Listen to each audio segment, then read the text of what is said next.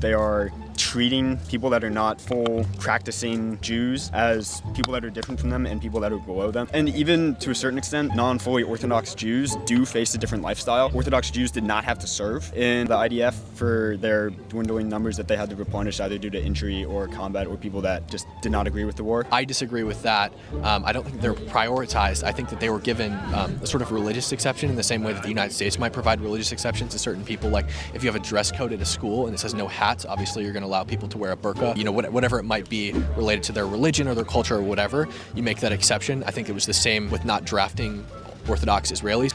But do you know who else isn't drafted into the Israeli military? The Palestinians.